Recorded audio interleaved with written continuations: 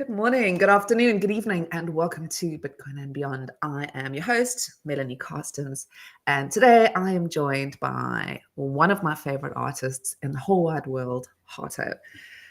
Before we kick off the show, I would like to remind you that this is independent Bitcoin media, and if you would like to support me, please head over to the link in my bio, whether it's on Twitter or on YouTube, and you'll get the details there. Other than that, we're going to run for about an hour. This is live, so bear with us if there are any technical difficulties. See. Anyway, all right, let's jump right in. Hi, Harto. How are you doing? Welcome. Hello, thank you for the invitation. And super creators, please. Yes, let's go. Okay, so we're going to take a little trip down kind of your Bitcoin story, your collections and your stories. I'm really dying to hear about this Harto strategy and autonomous curation. I'm very fascinated with AI, but I'm going to ask you a question that I ask all of my guests, and that is to tell me your Bitcoin story. What is it? Why are you sitting here today? How did you find Bitcoin, or how did it find you? My Bitcoin story. I think that I started with Ethereum probably. The funny thing is with crypto, I was a gamer. I always have been a gamer since I am a little kid. I'm a millennial, so PS1, Game Boy, everything, computer games, etc. I'm a geek. So in 2020, after COVID, I knew already about Bitcoin, like every geek, but I never bought. I was stupid enough to spend my money in other things. But it's all right. And then when COVID arrived, I not lost my job, but I was doing theater in that moment, and theater was impossible to practice, especially in public spaces. So I was with the gaming thing, and I had skins. Skins are those I don't know, weapons, things like that. And I had some that were quite expensive, and I sold it for Ethereum. And that's how this starts. No, I sold some for Ethereum, and then I bought Bitcoin and Ethereum, and from that I entered in the rabbit hole of crypto, NFTs, etc. Right before the explosion of NFTs with people and all the madness. No. That's amazing. There's a few things I want to unpack there. I kind of want to go back to, you mentioned theater. I know that you kind of have had you've kind of been in industrial design, I think, theater. Mm-hmm. So very much in the physical art world before this actual unlock of COVID, because I think it unlocked I think a whole bunch of new things for people. So as much as it was terrible, it also was interesting. But let's talk about Harto before COVID. Artist, where you grew up in Barcelona, I think you said. So yes. And how did you am from close to Barcelona, a small city that's called Ruby, like the stone, no, the red stone. But I studied in Barcelona. All my friends, all my life has been always in Barcelona. I lived in Barcelona some years, and I studied first. I started with engineering, then I left because it was so technical, like too much physics. Then I moved to design. From design, I specialized in industrial prototyping and industrial design in general. So, okay. So did you ever work in that sort of thing? Or was it like sort of more... Kind of. I mean, from my graduation and to COVID, so I basically, I did like 6 months in a restaurant as a designer. That it's now I think it's been like 3 times the best restaurant of the world, Disfrutar. Oh, wow. So I was designing with 2 other friends dishes, but not the food itself, the prototyping of the dishes, etc. So this was like industrial design. It was a funny experience, and we were the first team. Yeah, it was weird. Yeah. Were you designing the plates or how the food would look? Yeah. In fact, this food comes from Ferran Adrià. So Ferran Adrià was the best chef, like chef of the world in molecular, etc. He did a lot of things on Harvard, crazy guy. And this guy had a team, no, 3 chefs, and these 3 chefs created this fruit art that I think it's been like 3 times the best restaurant of the world, or something like that. And because they are very creative, so they were probably one of the first restaurants to decide to have creative team to find new ways of presenting the food. No, you know, this could be a dish for them. You know. Right. Yeah. Hmm. Okay. I see what you mean. It's like, yeah. Okay. You could take a cup and put Yeah, flour in it. You know, it is what it is. Okay. Cool. expanding Gotcha. the way of presenting the food. No, yeah. I love it. You know, it's something I always say, like, we're all artists. We've all got it in us. We're all creators, and everything is actually art. You know, whether you're designing a building or clothes or cooking a meal for your family, you know, so it's not just sort of putting pictures on paper or canvases. And then I just want to I'll come back to it. So when COVID came along, and the theater, the street theater, tell me about that before we Yes, get into COVID. after this food art thing, I had the opportunity to go to France, and I spent 4 years almost. I think, yeah, 4 years in France in a company, in a street theater company. The name is Picto Facto. They do incredible things, and it's a theater mixed with inflatables, with dancing performance. It's like circus, Yeah.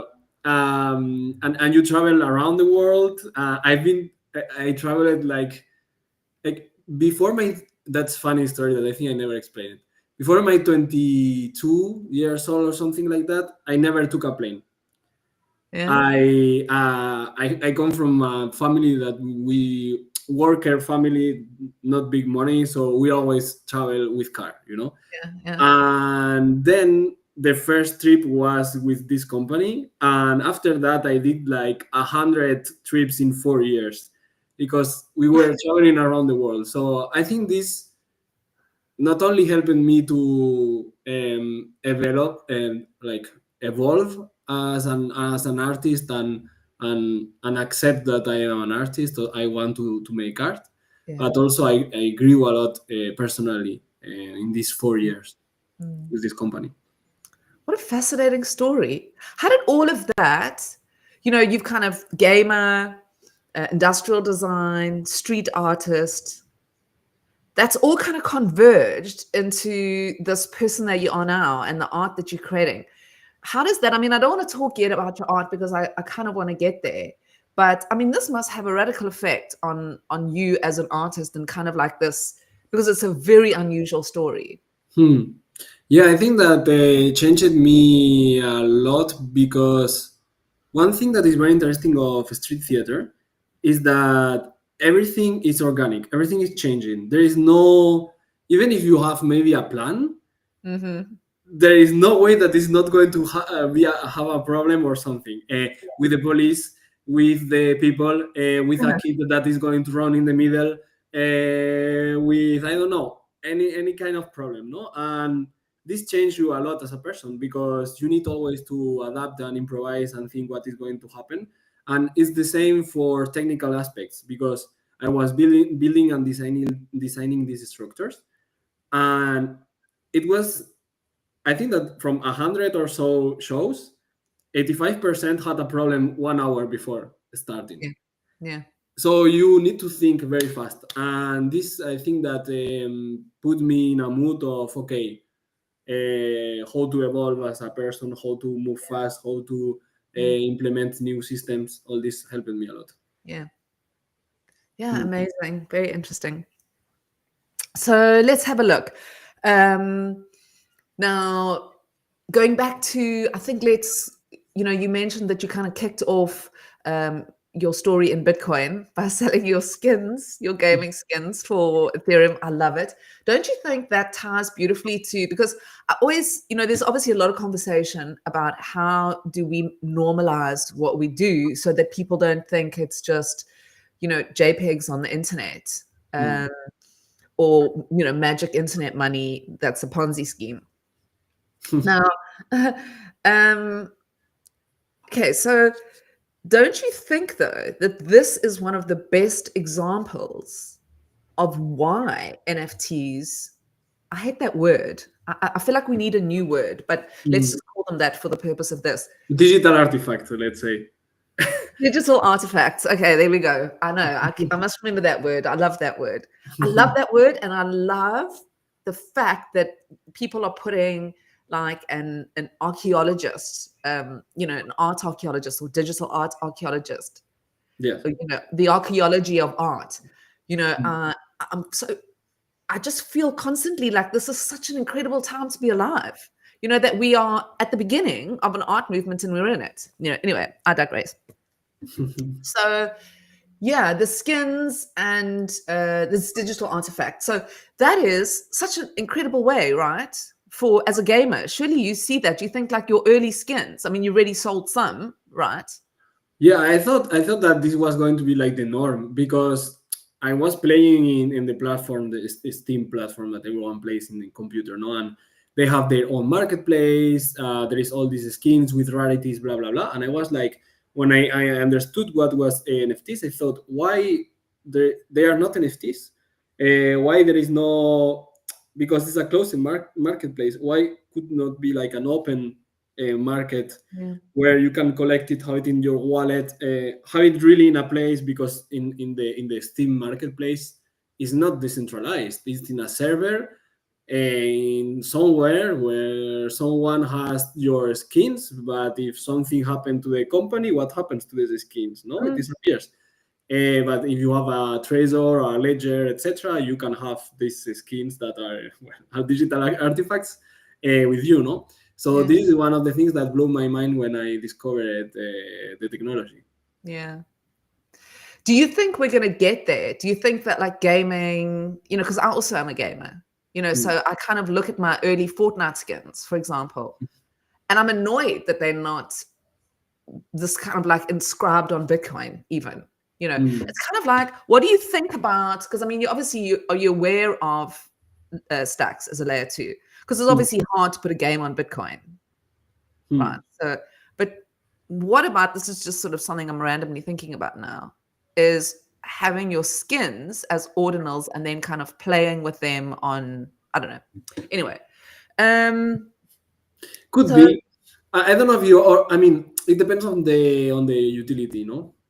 Because if it's an ordinal, if you need to transact with it, well, you could use a layer 2 or something. Yeah.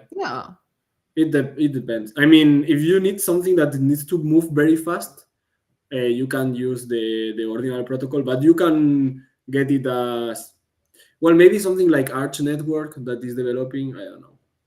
I don't have enough. I feel like you are the kind of mind, because you've also sort of gone through so many things, but I feel like you're the kind of mind that might think of that one day, because you've built up this, let's talk about your Bitcoin art. I mean, that's why we're here, right? So you've built up this incredible sort of arsenal of art.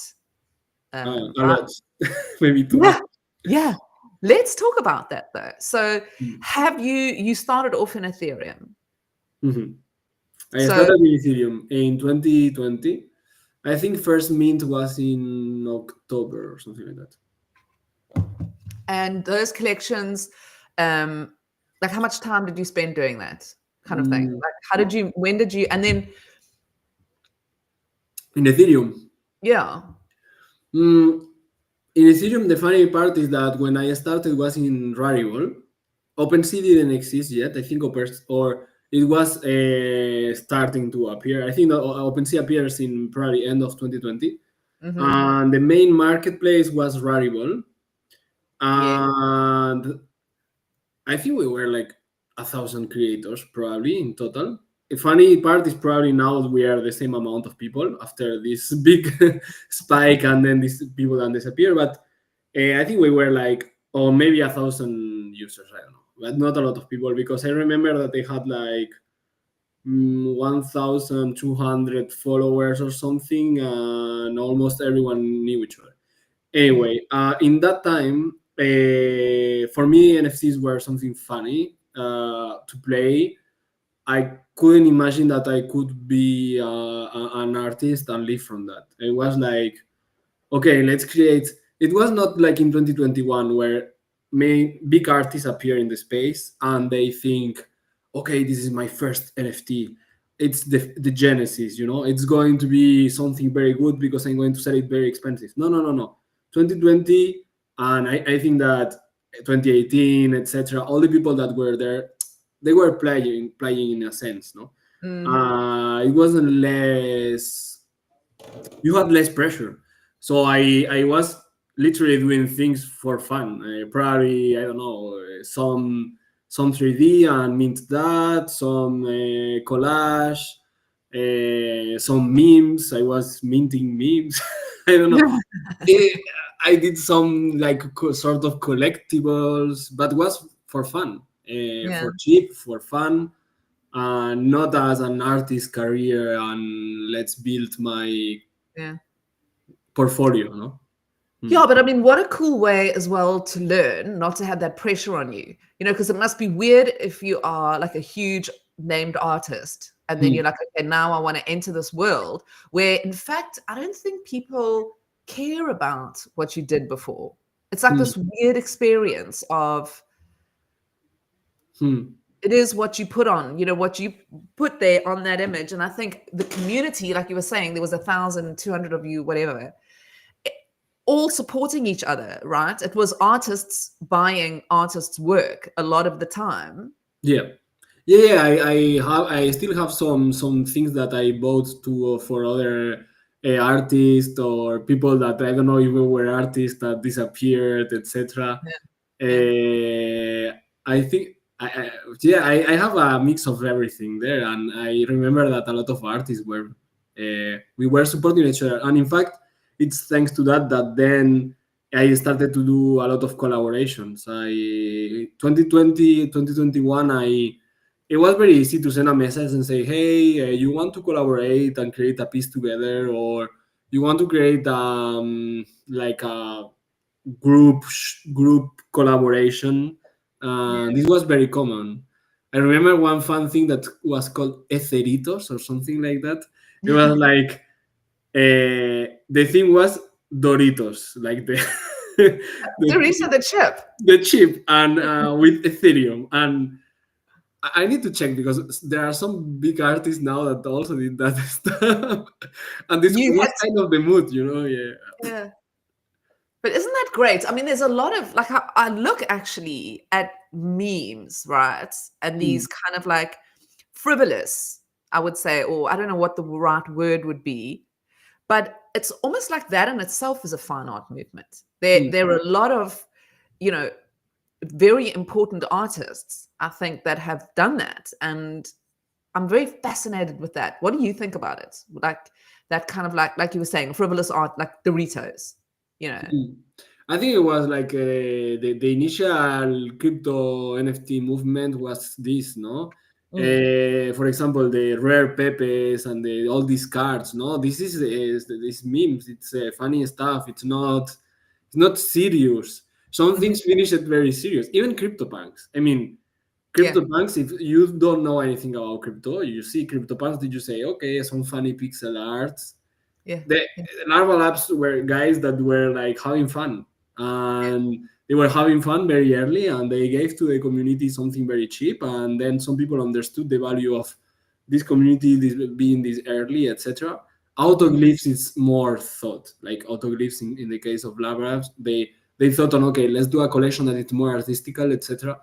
But CryptoPunks was very like this, no? And it's the same for a lot of collections that are grails now. Isn't that interesting how you can look at, I remember the first time I saw the CryptoPunks, and I remember thinking to myself, what is this? It's like ugly, and now I look at them and I actually find myself sometimes just going through the collection and looking at them, and they're beautiful. It's so weird. And that is weird, it's a mind thing as well. It's You can take, like we were just talking about the other day, like a can of soup being art. Hmm. The first people to see that would just be like, what? Hmm. And now these things are so an incredible part of our culture. How did you, this sort of, I'm interested in, and still not quite sure of it. You you were not a physical artist creating physical art, right? It was installations. And were you ever that sort of person, drawing, painting? I mean, not professionally. I've been always drawing since I'm a kid. I was the classical kid that is always drawing. When I went to my family home, to my grandmother home, etc., I had my things to draw. So, since I have like knowledge, I have always been drawing. I Yeah. have a lot of drawings from my, well, not a lot because I throw a lot of stuff, but I always been drawing. But never like I never did, for example, official art Nice. studies. No, with my studies, it was studies that were like circular. So even I did modelism and in industrial design, etc. We had basic drawing, body drawing, etc. Right. um, but yeah, I after graduating, etc., mainly the things that I was doing was the theater thing with installations, but I didn't thought that I could sell the art that I was doing for fun. Hmm. So but the technique, the physical aspect of drawing, etc., it's always been part of me. I did oil, acrylics, any kind of Okay. type. You Yeah. still do it? Do you still find yourself, is it still a space you go to, or have you kind of like moved? Do you still do any of those things? Now, Like, or have yes. you just moved completely into the digital side of things? Since 1 year, yes, I come back to this. Um, from 2020 to last year or something, I was doing only digital. I've been doing like code and 3D, etc. But I needed to go back to paint. And in fact, well, here is the office part, but in the studio part, it's full of painting. There are paintings that are like traditional studio Yeah. paint, What do you paint? mainly abstract, like my art. Yeah. I'm thinking that probably I'm going to go back to surrealism because I had a very surrealist years. I think from my 15 years old to 20 or something like that, like from adolescence to being an adult, I was very surrealist. Okay. A lot of eyes, body, I don't know. I, mean, I should try to find these drawings, but very surrealist movement. And in fact, when I started doing NFTs, I started with collage and funny memes. Then I did 3D because of my background, and then I started with surrealism again. Okay. So I think that I'm probably going to draw a little bit of this movement. I mean, movement style. What do you think? I mean, what do you think? Or maybe what do you think of the idea of taking physical art, like an oil on canvas, and putting that onto Bitcoin? Because there's a lot of Mm, controversy about that. You yeah. know, Um, this is what I've done with the Moal, with an iconic, the museum collaboration that I just launched yesterday.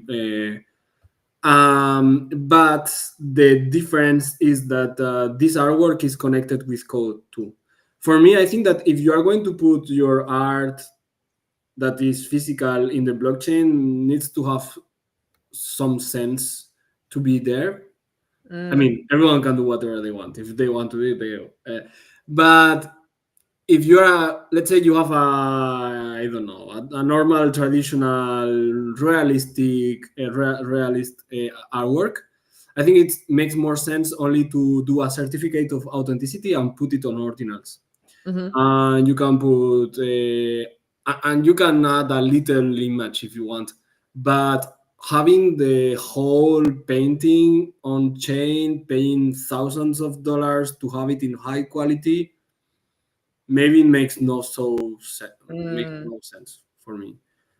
But yeah. if the process of creating the artwork, etc., maybe it makes sense. I don't Mm, know. It depends on the of the artwork and on the person. Maybe they want to spend $10,000 to put it 4 megabyte artwork. I don't know. yeah. It Somebody depends. will. I think one day. I mean, you're gonna the things we see. I think you see everything in this Yeah, particular vibes. Okay, so let's talk about your Bitcoin collection. So you were on Ethereum. Ordinals popped up in 2023. It was early Hmm. 23, February 23. February. Hmm. Yeah. So when did you and how did you find it? Found it? How did you end up? I find it. I think the week before. Wow. Because or 2 weeks before of the protocol launch, something like that. Because I launched a collection on January 2023 that went very well in Ethereum, and I had some collectors that were, I don't know, in stacks or in this, in the Bitcoin community, and they told me there is something that is going to launch in on Bitcoin. There is ordinals, blah blah blah. And then there is a guy that sent me the docs from ordinal docs, the ones that you can see online, or the GitHub. I don't remember if it was one or another, but I read me. I started reading, Yeah. and I like the idea. So I had part of the code in vanilla in JavaScript, but plain JavaScript, not P5, nothing.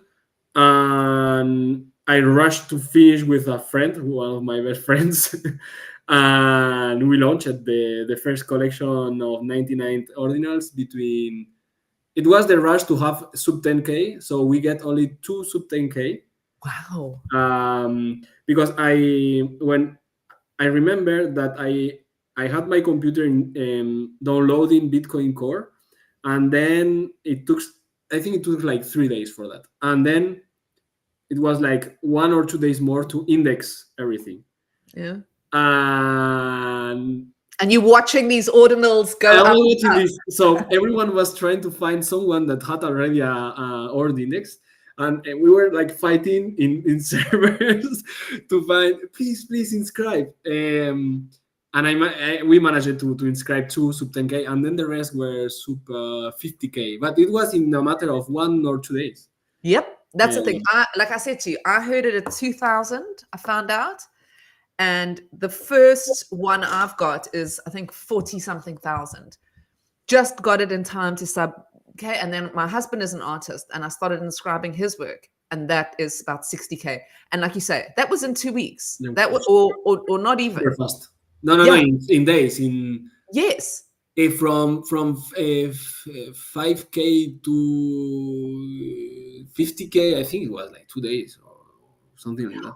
Really? Okay. I don't know. Like, it's such a blur because I just remember it was but panic. Like you say, it was just chaos and panic everywhere. It was wonderful, actually. Um, how did you, I mean, you talk a lot about code Mm. and, technical stuff. Like, where does that knowledge come from? Did you sort of, when you were doing on the Ethereum side, did you just get kind of interested in it, or where does that come around in your story? Before I when I did my it's bachelor, like after your secondary elementary, when you have 17, 18 years old, I did the technical thing to prepare for university. So there I started to learn CSS and things like that. Okay. Then university C++ a little bit, but it was like too much for me. C++ was like, I don't like this. And then I learned a little bit of Python. and it was in 2021 where I started with JavaScript, and thanks to our blogs, I was like, okay, I need to go with processing and with P5GS, etc. And then thanks to ChatGPT and Cloud, etc., things went very fast, because I think in the first 6 months my art was like, okay, all right. And then thanks to AI, it was super easy, to code and to find functions that probably would take like 1 week to understand. It was like one day. Yeah.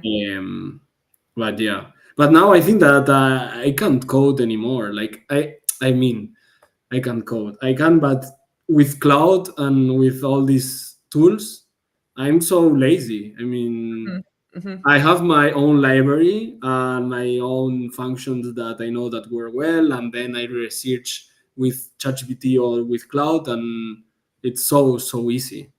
And I don't spend time in my brain to learn to code more, because I think there are other important things. Yeah. Well, that's what I wanted to ask you. Do you, because I mean, there's such an argument about it at the moment. Like, is it dumbing us down, or is it advancing us as um, a sort of a species? But how do you feel about that? Do you think now, you said you're not you're not pushing yourself on coding side, but is it helping you do other things better, maybe, or Yeah. what? Yeah, I don't think that we are more dumb, maybe more lazy sometimes. But we spend our time in optimizing things now, no? Optimizing, structuring, having better ideas, and being better curators of ourselves and society, no? Um, AI can propose you 100 ideas, but it's you that you need to select the best one, no? Or at least the one that resonates more with you. And I think that's my focus, no? How, if I have an idea, how to develop it thanks to AI, and how to do it better, and don't spend time in repetitive tasks that I don't need to do. And it's like industrial revolution, no? Why you are going to stay, I don't know, with a machine doing like this all the day, or putting Yeah. one thing. I mean, there is a lot of jobs still like this, but it's going to disappear one day for sure. So I try to look it like this. Yeah, of course. Look at the printing press. I mean, that made us more intelligent. From having to write out books. I mean, how limited was that, as we've gone from like handwriting books or storytelling, then handwriting the stories, then the printing press, and now the internet, and now into artificial intelligence, Okay, so now we are going to talk about, I want to talk about your Bitcoin art. When I first heard about you, it was with the kiss, the klimt, the floriforms. Was that, do you find, kind of your taking you mainstream into Bitcoin, or was there, let's talk about your whole, because I mean that there was a beautiful, you with Belvedere Museum and was it Arties? Arties and Vivid, yeah. Yeah. I mean that seemed like a real, like, this is a big artist that we, to me. I don't know. Tell me about that journey through your. I think that I had a lot of luck. I think that to be to be mainstream, no, to be an artist that is recognized, one, you need to work a lot, and then you need to have a little bit of luck. Yeah. I think it was both things, no? I was working a lot in 2023, and everything, like the market was going parabolic. I had this opportunity thanks to all the connections that I did, and all the things that I did in ordinals and NFTs, and all this had a mix, and boom, I had the opportunity to do a collection that had 10,000 supply, and this created a network effect and a boom in my career, no? Because at the end, it's not the same to have a collection with 20 collectors, no, or than 10,000.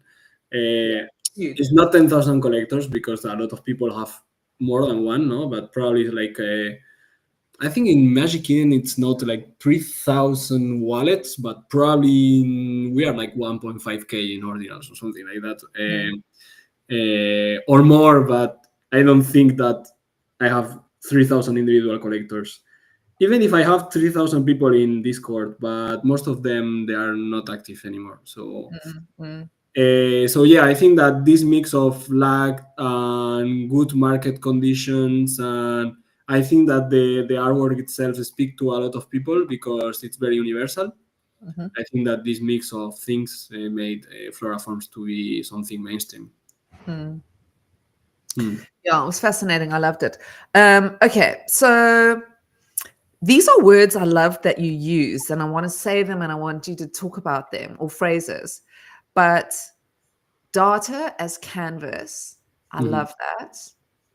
And the visual rhythm of value. Those are things is that right? Have I researched that right? Are those things you've said? Yeah. Something that it resonates a lot, and I probably said I don't love know. it. I love the magic of words, and so yeah. Let's talk about that. What does it mean, data as a canvas? Because we've moved. We had rock. That's how it all started. Then kind of moved through the time. The one that we're almost familiar with, I guess, is paper and canvas. And now it's data. Is that right? Now it is something. I think that that's the normal evolution for what we are living right now. No, in the 50s, 60s, digital art started. No, with all machines and with plotters and with primitive code. But we didn't have real data. No, it was programmable assets. Then internet explodes. No, we have the first layer of internet. And the people that were lucky enough to be building this moment, they are now billionaires, no? Yeah. And then this enters in all the layers of society, and especially in art. And at the end, this matter, that this data can be used to do a lot of things, and one of the things, especially with code or with ordinals, is art, and I think it's the new wave of artists, that started like 50 years ago, but that is now, and I don't know how it's going to evolve. I mean, it's evolving with AI, but after that, what do we have? No, I don't know. Yeah. So do you think that, or would you go back to kind of, because there's this thing about, you said you started on Ethereum, right? And now there's this idea of NFTs, okay, digital artifacts, but digital artifacts could be ordinals as well. Yeah.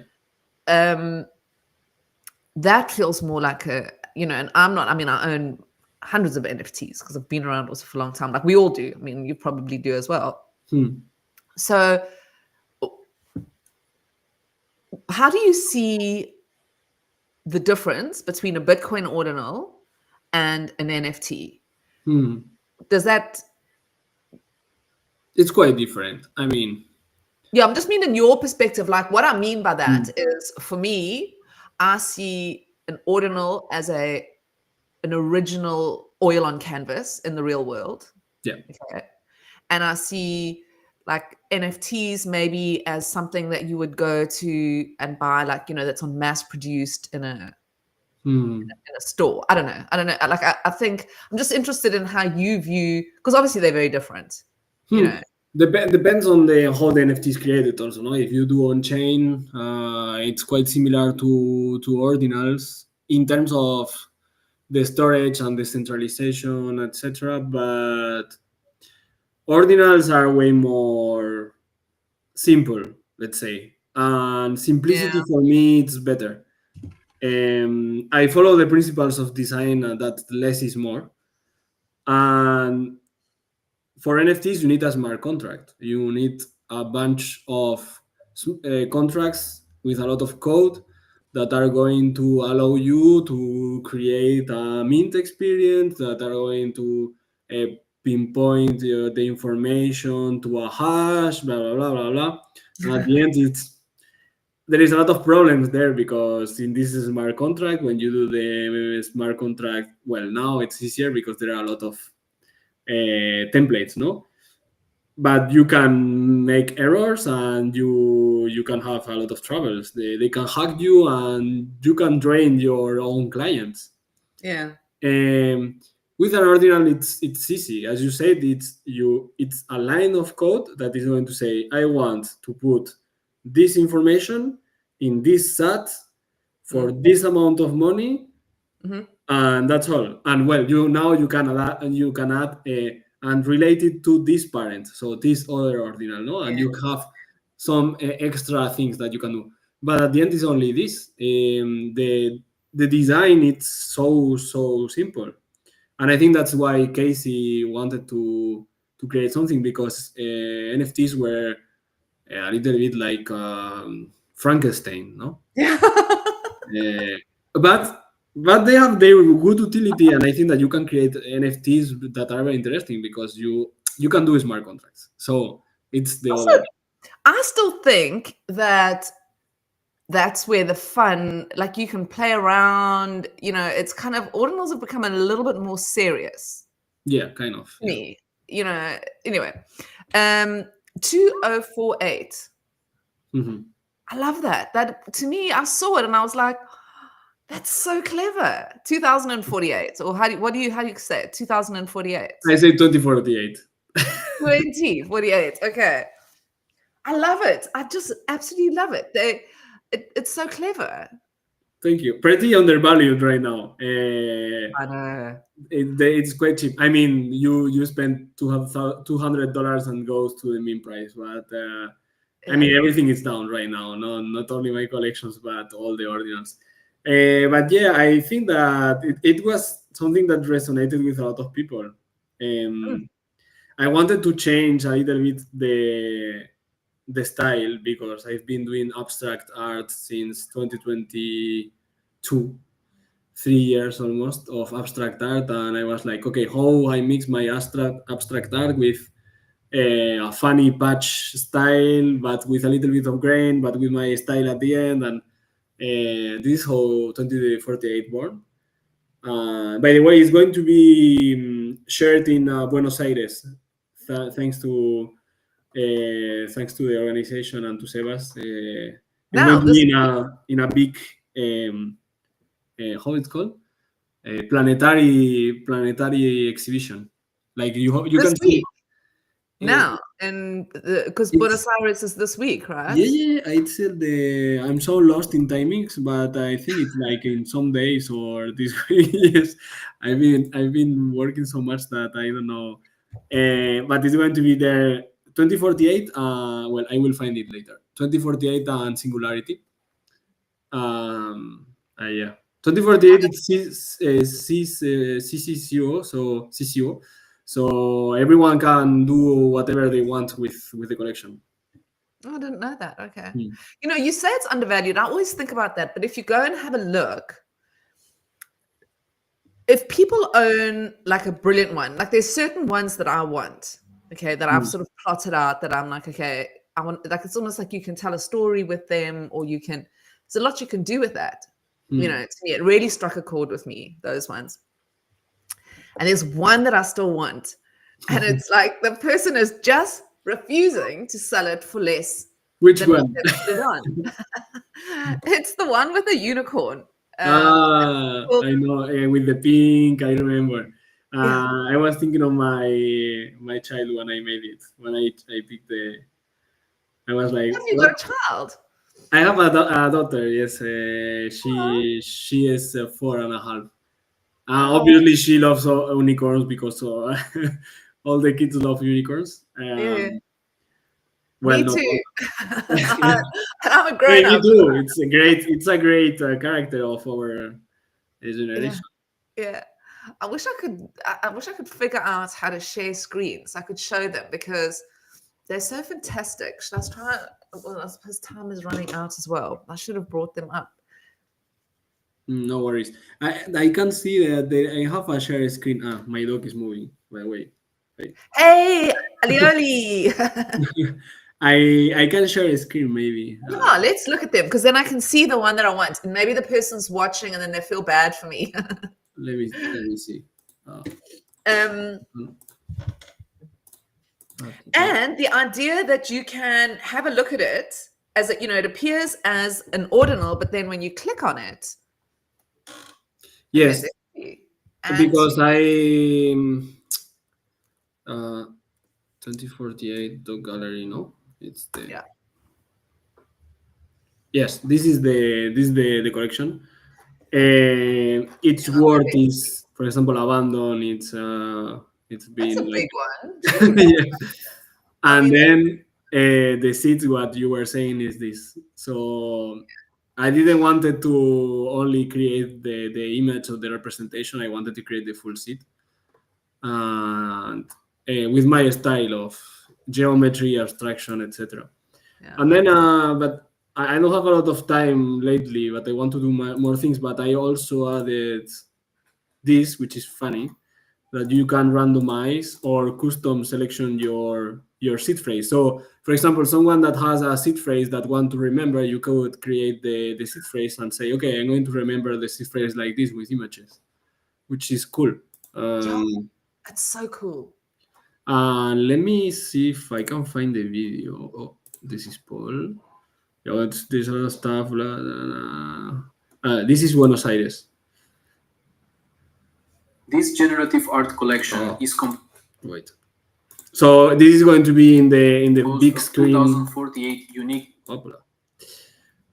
Imagine like a big planetary. I don't know how big is this, but 360. This and then a singularity. That is. Whoa, that's cool. Thank you. Oh. I'm sad that I can't see it in live. Wow. So yeah, that's cool. Those are the two things that I'm going to share there. That is so cool. I love it.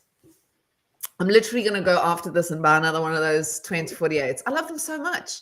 And but what I was going to say was, yes, the market is down, but you'll find it's very hard to get really good ones. Mm-hmm. I think people who, I don't know, with me, I would never sell them now. I've got like one of those another one of my favorite artists is Far. And the collection, what was it with the islands? They're going to turn into islands. Anyway, the flares or no? Yes. The flares. The early guns. He was. I know. I haven't got that. I've got a flare. A flare, yeah, they're very interesting. He created like small worlds in Bitcoin. Yeah. Then the early guns are very interesting because he was working in 2017 or 18 with AI.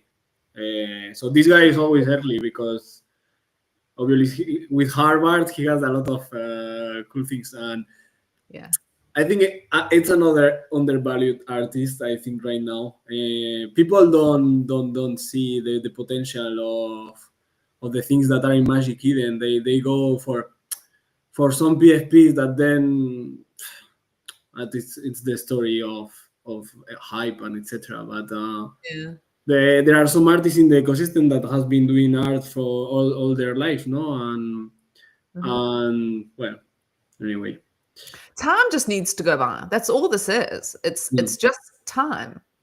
We hear it all the time. Whatever, we so early, but that's what it is.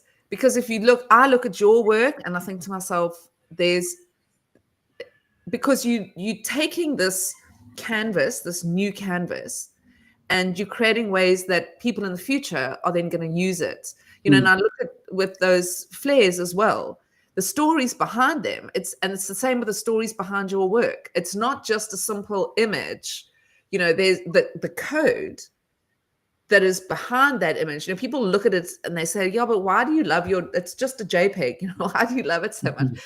And I'm like, no, it's not. There's code behind a lot of those things. And yes, JPEGs like the punks, but those also have a story that is relevant, like you say, to what we're doing now. So yeah. Okay, let's talk about, because time is running out. Sorry, I could sit and talk to you all afternoon. Let's talk about strategy, Harto Strategy. Now, if I go online and I look at a Harto Strategy, then I see exquisite.exe. So I'm not code. I'm not. There is not a lot of people that saw this because it changed like 2 days ago, or a little bit more. But so Arto Strategy this week, yeah. Or this week, yeah. So you are following well the. I'm watching you. So when all these strategies, punk strategy appeared, and everyone was doing these tokens, etc. I've been thinking on the token for years, and I'm not going to do it because I think it's stupid. Because when you enter in complicated territories, especially as a person, and then legally it's really complicated.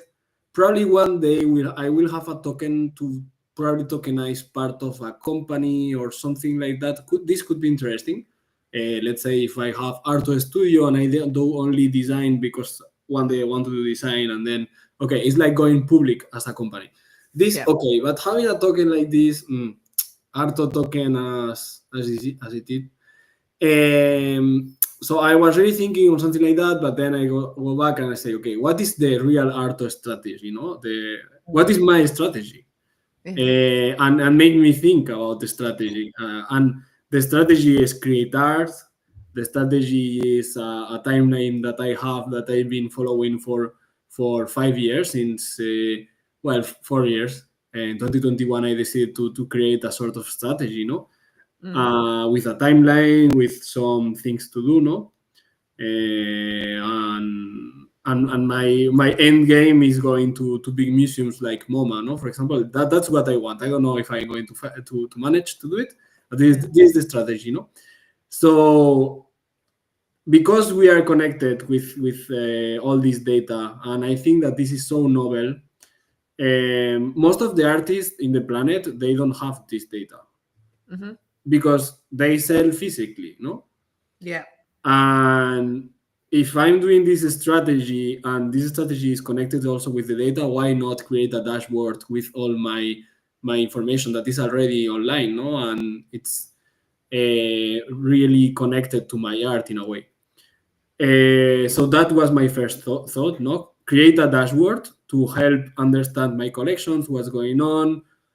Okay, it's very numbers. It's not the art, but it's part of our ecosystem, And I kind of hate some people. Well, not hate, but I don't like when people say, no, but art is only art, and the moment you sell it, no, it's part of the art, Like if you want to live from this, you need to make money. Like this, you can have a house, of food, and etc. Yeah. Why you don't talk about the money, about the art? Why art is like untouchable with this, Yeah.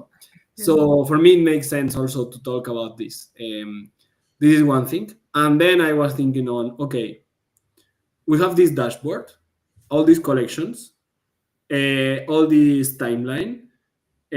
What's next, And it go back to the conversation that we had about AI, how this can interconnect with AI, And then I've been thinking for months and months about autonomous intelligence and exploring emotional data and how we can use AI in a different way, And the idea is to, well, it's already working, in fact, but in a very simple way. But the idea is that AI is going to help art collectors or people that like my art to understand it better, And then if you go to the dashboard, for example, you have this.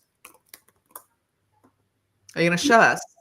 I can show it. Yeah, let's go through it. It's so fascinating. I've not, it's like everybody's got a website, right? But this is a thinking moving interactive experience. Right. Yeah. Yes, I have my website, this one, the normal one, that it's all right for traditional art, with all the exhibition, with all the artwork. By the way, I need to update because I never had time, and Finestra is is like this, but should be like vertical, but it's like this. Lately, I was in Asprey the other day, and one artwork was also like this, but now the story. Well, anyway, sometimes some artworks works better in horizontal. But yes, I have this, the traditional portfolio, but I built this. That in fact, there is another artist, Orkan, that also did art ordinals, and now he did visions in OpenSea. I talked with him. I need to talk with him again because he showed me that he has also something similar. And Brian Brinkman, he also has something similar. But anyway, I created this dashboard so you can learn about all the technical stuff of the market of my collections. I added a portfolio manager that I need to improve. So basically, you connect your wallet and you can see the collections. And then I added this that basically analyze, thanks to AI, the market. Oh, Bitcoin is going down. The market, etc. And then you have a portfolio summary, top performers, insights. No, this is like the step one, let's say. The step two is something more intuitive for people that don't like all these numbers and they want to learn only. That's why I added this. So you have like a classical, hey, ChatGPT, no? Well, no, it's not ChatGPT, it's Grok for now. You can ask about the performance, the portfolio, etc. But the idea is to have like an avatar or agent that is going to help you understand better my collections. For example, I want to learn more about 2048. So you write it and it's going to help you. That's a little bit the idea. And with that, it connects with all my ecosystem. And something that is here that I didn't share yet, but it's there, is that I want to do an agentic PFP. So a sort of character that helps you understand your journey with my art. And this is my strategy, kind of. Now, what is exquisite.exe? Uh-huh. So inside Harto Strategy. So I understand you can go there. It's Harto Strategy, and as a collector, I can go and understand your art and my positions that I'm going to take, and so on and so on. Now, what is the exquisite.exe, and how's that different to the dashboard? Yes, the exquisite is going to be the character itself. It's going to this is it's the first time that I say it, so it's like a kind of new alpha, whatever. But yeah, the idea is that. And why exquisite? Because it comes from cadavre exquis. It exquisite corpse in English.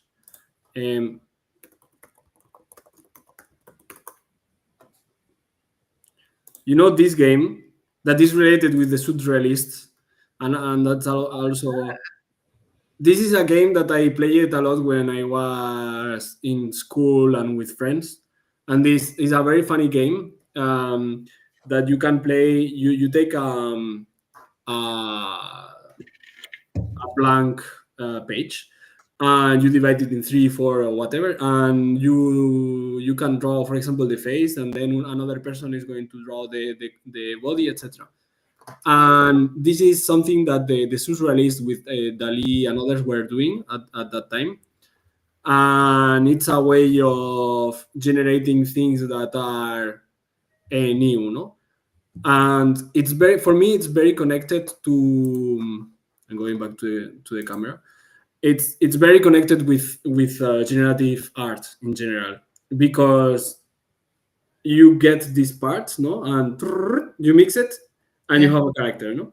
Yeah. And that's why I call my future characters exquisite. And why exe? Because execute, because the programmable part. So it's going to have several things that you can execute and different programs and programmability. I don't know. I think it's funny. I think it changed a little bit my style that I have right now, and I think that an artist needs to try new things, evolve, and have fun. Yeah, man, especially now because like the tools are changing every day. You know, this is like we're running headlong, or what's it, head first. Like we are just like charging into the unknown, and why not? You know, I Yeah. mean, why not? You know. Okay, so you don't have to say, but are you saying that we're going to be able to make our own characters, or we're going to have characters? You don't have to say. Kind of. I think that, well, the idea generally is I'm going to create these characters that are going to be very simple, geometrics, quite geometric, pixel.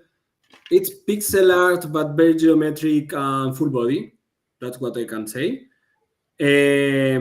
Because I want to, for me, they are going to be like small, the image of the demon and the angel. Yeah. Like, so it's going to be a little bit like this. They are going to have this thing of, yeah, you should buy this. Hey, no, you should just read this.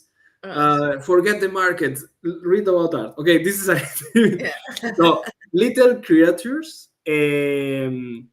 But then the thing that, and I like the question. I think that it's going to be very easy to let people regenerate their character with AI in another way, Right. especially now with things like Comfy UI, with a lot of things that you can create a easy workflow with AI that gives you for almost no cost an image. Mm-hmm. Mm-hmm. Yep. Yeah, because I'm wondering what my digital self will look like.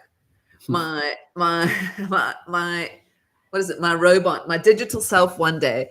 I was saying the other day, I think I'm going to be like a bunny with a katana or a cat with a katana. So that's what I need. Okay. Noted. Not Huh? trait noted. Yeah, please, thank you. I want to kitty. My name for 4 years when my pseudonym was Good Kitty. So I was Good Kitty for 4 years. Any PFP, any image that I saw that was vaguely a cat, I collected. So that's like a large part of.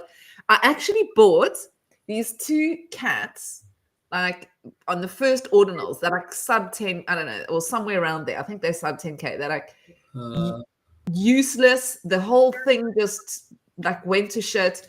But so I put them in a separate wallet because I was just like, when I started collecting real art, and I was like, if anybody looks at my wallet and they see these two terrible cats, I'm gonna be embarrassed, right? Well, all you needed, and they cost $12. That's Wow. how like they were just junk in the beginning, and because there were two in some random wallet, I opened it one day and there was a rune. And I kept it, and then there was the dog coin, and I think I sold it for like $6,000 or something. Wow. These cats. I was like, yes, to the cats. you never know. I mean, sometimes, yeah. That's like my best story, actually. I haven't got any. I've got no other cool like I made a fortune stories. I mean, airdrops are. I got the airdrop of ENS in Uniswap. I remember that. I never got that, but I remember it. It was a big airdrop in 2021, like 20K or something like that. That was crazy. Yeah. There were some crazy stories. There's obviously. Okay, so is there anything else that I kind of haven't asked? Let me just see if I want to do. I said here, but I don't know if this makes sense. When your system starts creating or curating on its own, how do you keep your Yeah, I guess but I mean, this. I think you've already spoken about it. When art is created through machine or artificial intelligence, well, we've really kind of covered that because it's like the camera that just becomes a tool for you to.